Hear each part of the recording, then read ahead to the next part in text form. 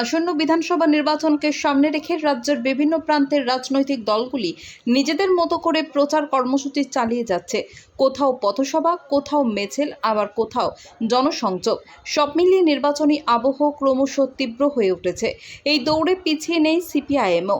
মঙ্গলবার বিকেলে পূর্ব বর্ধমানের মেমারি বিধানসভায় সিপিআইএম প্রার্থী কৃষাণু ভদ্রের সমর্থনে মেমারির নতুন বাসস্ট্যান্ডে একটি পথসভার আয়োজন করা হয়।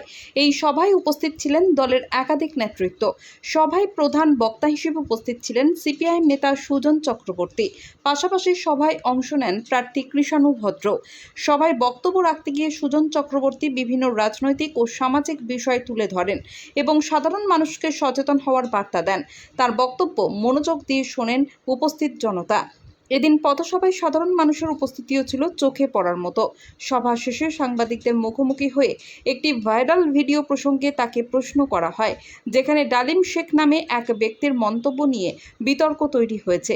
এই বিষয়ে সুজন চক্রবর্তী বলেন, নির্বাচন প্রক্রিয়া সম্পূর্ণভাবে নির্বাচন কমিশনের অধীনে পরিচালিত হয় এবং যদি এই ধরনের কোনো ঘটনা ঘটে থাকে তাহলে কমিশনই তার উপযুক্ত ব্যবস্থা নেবে। তিনি আরও জানান, শুধুমাত্র একজন নয়, এই ধরনের মন্তব্য বা আচরণের সঙ্গে যারা যুক্ত তাদের সকলের বিরুদ্ধে নির্বাচনের সময় কঠোর ব্যবস্থা নেওয়া উচিত বলে তিনি মনে করেন। মৃত্যুঞ্জয় যশের রিপোর্ট, MBS নিউজ।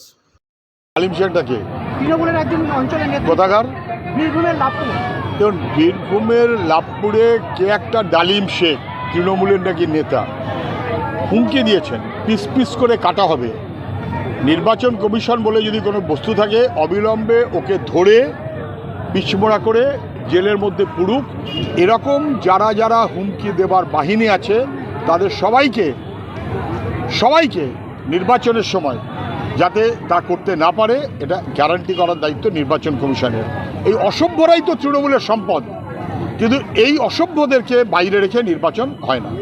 ইতিপূর্বে যারা এরকম হুমকি দিয়েছে কমিশন ব্যবস্থা নিয়েছে, কমিশনের ব্যবস্থা নিয়ে কি বামপন্থীরা তারা কি সন্তুষ্ট?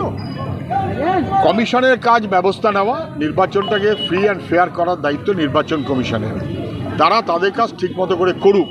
শুধু বাজার গরম করা কথা বললে হবে না। আর ওই প্রচুর পুলিশ ঘুরে বেড়াচ্ছে ভিন রাজ্যের বা সেন্ট্রাল ফোর্স, ওইটা দেখে কেউ মানুষ সন্তুষ্ট হবে না। মানুষ তার নিজের ভোট নিজে দেবে, এটা গ্যারান্টি করাটা নির্বাচন কমিশনের কাজ। আর কিছু